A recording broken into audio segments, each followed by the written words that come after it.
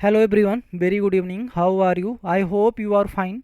My dear student, आज हम definite article के बारे में कुछ और इम्पॉर्टेंट रूल सीखेंगे। जैसा कि हम प्रीवियस क्लास में सीख चुके हैं कि इंग्लिश की लैंग्वेज में 3 आर्टिकल होते हैं, ये, एन और टी एच ई। ये और एन हमारा इनडेफिनिट आर्टिकल होता है और टी एच ई हमारा डेफिनिट आर्टिकल होता है। काइंड्स ऑफ आर्टिकल 2 होते हैं गाइस, एक डेफिनिट आर्टिकल और एक indefinite article.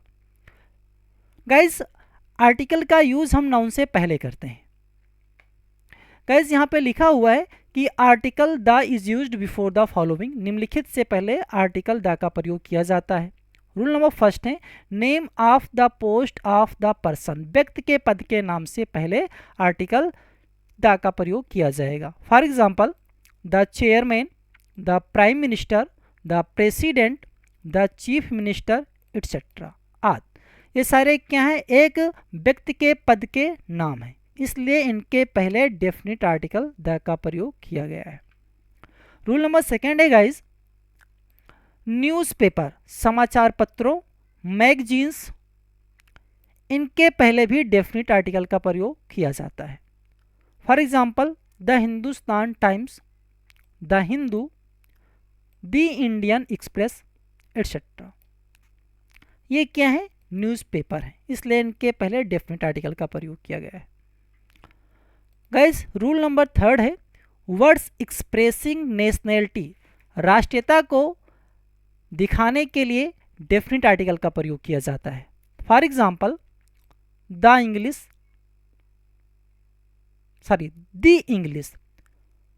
The Indians, the French, etcetera आदि। गाइस, मैंने यहाँ पे दी इंग्लिश प्रोनाउंस किया है और यहाँ पर मैंने द फ्रेंच प्रोनाउंस किया है। ऐसा इसलिए किया है क्योंकि टी एच ई के बाद अगर आने वाला जो नाउन है उसका पहला लेटर ओबेल है और उसका प्रोनाउंसिएशन का पहला लेटर भी ओबेल आता है। जैसे इंग्लिश लिखा है, इंग्लिश को जो हम लिखेंगे हिंदी में प्रोनाउंसिएशन करेंगे इंग्लिश, तो छोटी ई पहले आ जाएगा और छोटी ई एक स्वर होता है, इसलिए मैंने इसको दी इंग्लिश प्रोनाउंस किया है। और यहाँ पर भी टी एच ई लिखा हुआ है और यहाँ फ्रेंच लिखा है, तो मैंने द फ्रेंच प्रोनाउंस किया है। ऐसा इसलिए है क्योंकि टी एच ई के बाद जो यहाँ फ्रेंच है, फ्रेंच का जो यफ लेटर है, ये यफ क्या है? एक कॉन्सोनेंट है और जब इसका प्रोनाउंसिएशन हम करते हैं तो फ्रेंच फा पहले आ जाता है और फा एक व्यंजन होता है, इसलिए हमने टी एच ई को यहाँ पर द प्रोनाउंस किया हुआ है।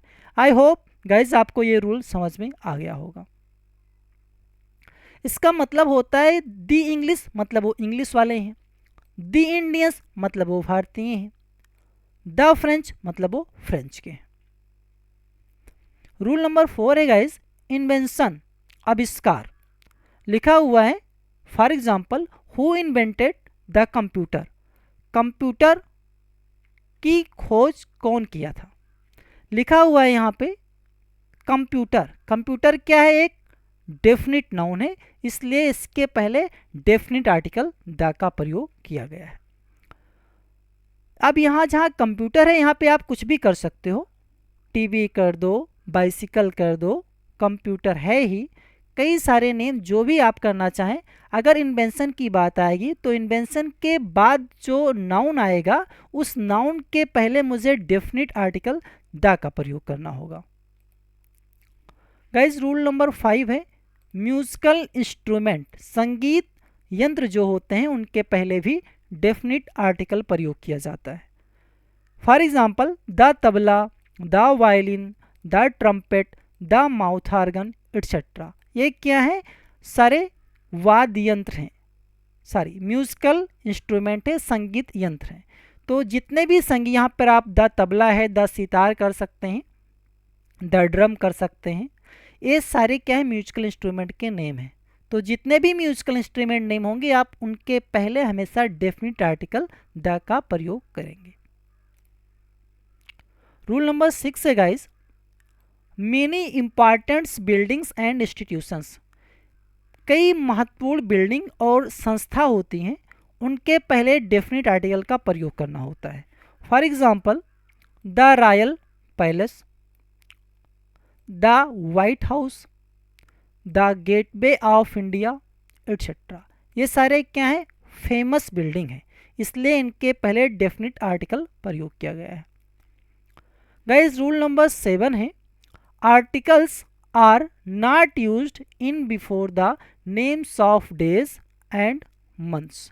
आर्टिकल्स का प्रयोग महीनों और दिनों के नाम से पहले नहीं किया जाता है, बट लेकिन articles are used in to show them as definite or indefinite.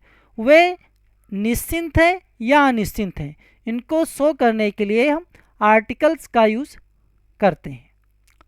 For example in मार्च, मार्च क्या है, एक महीना है, इसके पहले कोई आर्टिकल नहीं आना चाहिए, नहीं आया है। यहाँ पर क्या लिखा है, इन ये मार्च, एक मार्च में। अब ये मार्च कौन सा मार्च है, निश्चिंत है, निश्चिंत ही नहीं है। निश्चिंत ना होने के कारण यहाँ पर इनडेफिनिट आर्टिकल का प्रयोग किया गया है। यहाँ पर लिखा हुआ है इन द मार्च ऑफ 1950। अब ये सर्टेन हो गया है, निश्चिंत है, क्या हो गया कि 1950 के मार्च की बात कर रहे हैं, और जब सर्टेन हो जाएगा तब यहाँ पर हम क्या करेंगे, डेफिनिट आर्टिकल का प्रयोग कर लेंगे। इसलिए यहाँ पे मैंने डेफिनिट आर्टिकल THE द का प्रयोग किया हुआ है। आई होप गाइज आपको ये रूल समझ में आ गए होंगे।